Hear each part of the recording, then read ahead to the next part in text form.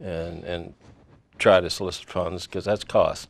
And like Jerry said, we're proud of the fact that 98, 99% of the funds that we do get all go to the program.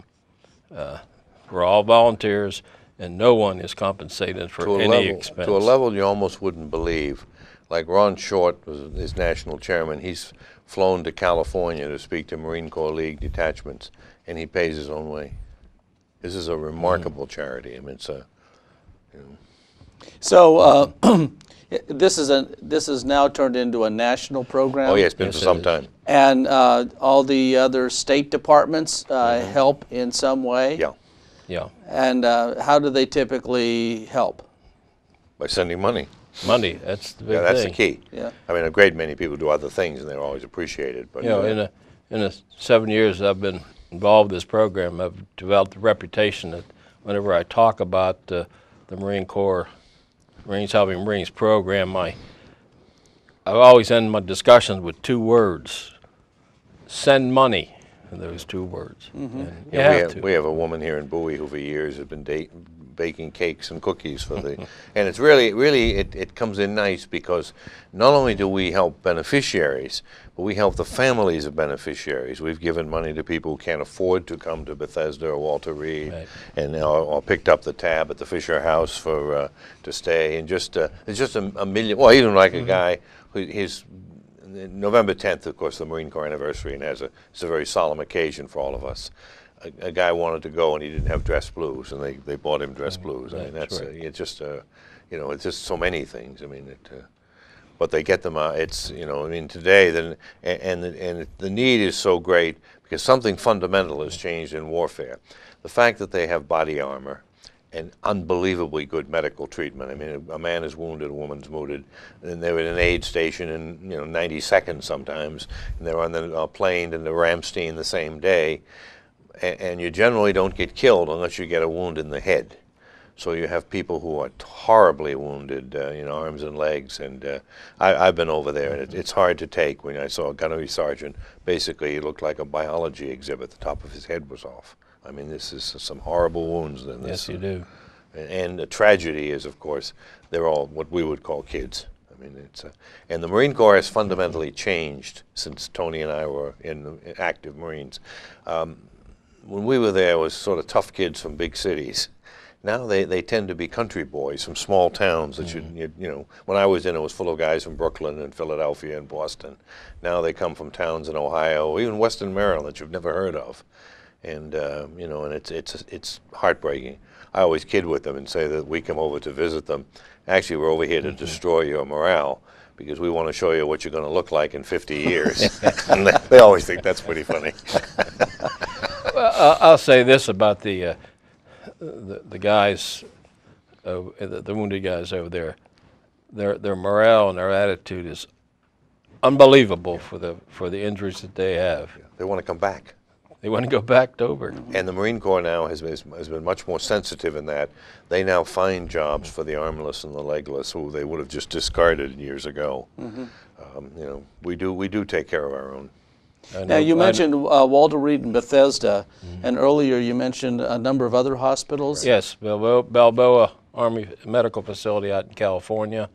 I have a counterpart out there, Richard Williams. Brooks Army Base down in San Antonio, Texas, and it's Dick Otto is my counterpart down there. And actually, the Wounded Warrior Regiment down in North Carolina, our counterpart is one of our Medal of Honor winners, Joe Blick, who is a Marine Medal of Honor winner. And I forget who it is out in Camp Pendleton out there. It started as purely a Maryland program. Right. Then it went national. Right. Okay, and so there's primarily a half a dozen facilities, I guess, that you go to on a regular basis. Yeah, I visit mainly Walter Reed and Bethesda, but probably Richmond is going to be on the horizon very shortly. I have traveled lots of places for fundraisers. I've been to Hartford, Connecticut. I've been to Lowville, New York, which is up in the sticks up there in New York, and I've been on these bass fishing contests up in New Jersey twice, where we've raised money. In fact, this year's bass fishing contest is going to be held here in Cecil County, Maryland. So it won't be quite as far for the guys to go. I'll probably get some more Marines to go because it won't be that distance for them. And as an example of veterans organization, the DAV will again provide a van to carry Yes. Tony and Yes. the ambulatory patients. So we the have- DAV here in town is very much a part of this program. We have received contributions from not only the DAV but also the American Legion Right. has supported us only for the liaison office birthday ball and our annual Christmas Day dinner that we put on there. We do put on a full course. It's catered by Cozy Inn in Thurmont, Maryland, which is owned by a former Marine, and because of Bethesda and Walter Reed, you can't even buy a cup of coffee on those days. Everything is shut down. So that's why we do this dinner. And we Invite the provided families. for 100, we planned for 100 people. And of course, you always have a little bit extra in there. Well, we had over 24 Marine families there for this year's Christmas, whereas in the past it's maybe a handful. And we almost ran out of food for the first time. So it is good. I Our assume that- monthly, go ahead. We also put on a monthly cookout, which starting in March and runs through October, a lunchtime cookout, which has become extremely popular over there. I walk the halls during a month and they say, "Hey, when's your next cookout?" Well, we provide over 100 steaks, hot dogs, hamburgers, and all the fixings, and it's a good social mixture for the guys, even the Marines that have some issues in their to get together and talk and have a good time there. In addition to financial support, I'm sure you're looking for people who have some time that can also devote some time to this. Yeah, anybody is welcome to come along. There are some unique requirements to get in. I need to know if somebody wants to make a visit, I need to know their name and as it appears on their driver's license by noon of the Thursday preceding the visit. That's how I get their name into the base's security access list system they have over there. And we have picked up people who come out regularly who aren't Marines. I mean, like Joe That's Lawrence right. from the DAV. Joe Lawrence has been a tremendous help to us. I'll tell you, he's there for all our cookouts, and he's the NCOIC of passing out the steaks, because the steaks go to the wounded guys and their families first, because there's a lot of Navy people that show up, and some of them being the accountant from Building 17, and that type of thing. Yeah. That's how popular the thing has become. So. I was in Scotland and they tour of the whiskey plant, and their major problem was the locals used to tag along with the tourists and get the free drop at the end. So the Marines Helping Marines has that same situation.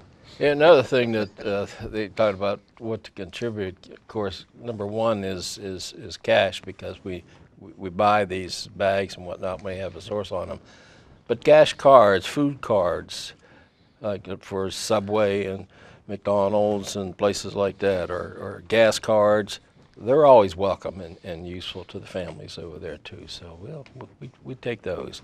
Now, is this? But one thing we don't, though, no phone cards. Yeah. They are inundated They're with buried phone with cards. Oh, I bet. They need more people to call Right. with the phone cards they have, yeah.